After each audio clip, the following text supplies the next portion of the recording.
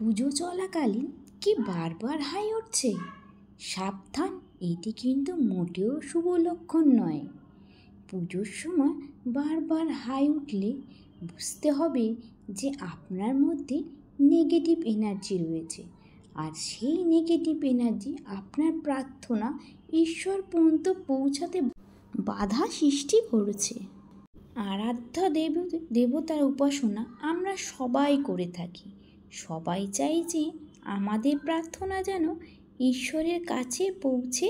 জেনে নিন আমাদের প্রার্থনা ঈশ্বরের কানে পৌঁছানো কিনা তা কিভাবে বুঝবেন। হিন্দু ধর্মে বিভিন্ন দেব দেবীর উল্লেখ রয়েছে।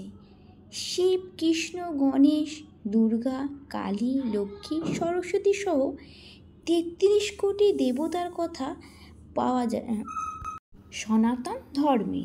তবে সবার আরাধ্য দেবতা আলাদা আলাদা। পুজো করার সময় আমরা সবাই নিজের প্রার্থনা ঈশ্বরের কাছে পৌঁছে দিতে চাই।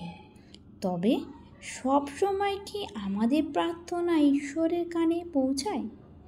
সব সময় কি তিনি আমাদের পুজো গ্রহণ করেন? ভগবান আমাদের পুজো গ্রহণ করলে কিনা তার কাছে আমাদের প্রার্থনা পৌঁছালো কিনা তা বোঝার নির্দিষ্ট উপায় রয়েছে বলে জানাচ্ছে। একটু খেয়াল করলে দেখবেন যে পুজোর সময় কিছু কিছু ঘটনা আমাদের সঙ্গে অনেক সময় ঘটে। এইসব ঘটনা কোনোটি শুভ এবং কোনোটি অশুভ ইঙ্গিত বহন করে।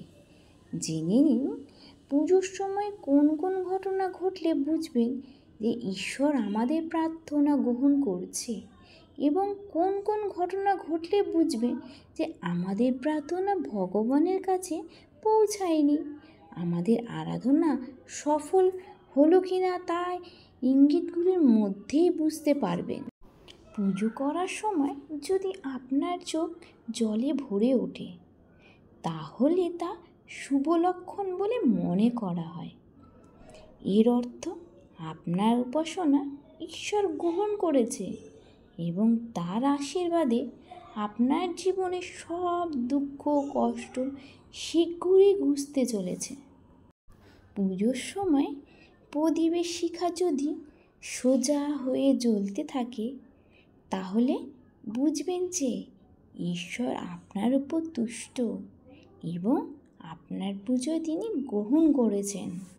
পুজো চলাকালীন বা পুজোর প্রস্তুতি করার সময় যদি কোনোভাবে আপনার হাত পুড়ে যায় তাহলে তা অশুভ হিসাবে মনে করা হয়।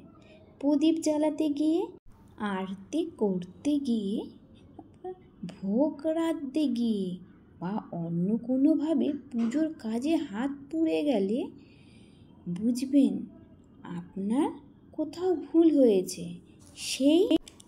সেই কারণেই আপনার প্রার্থনা ঈশ্বর গ্রহণ করেননি। পূজা চলাকালীন কি বারবার হাই উঠছে? সাবধান, এটি কিন্তু মোটেও শুভ লক্ষণ নয়। পুজোর সময় বারবার হাই উঠলে এটা শুভ নয়।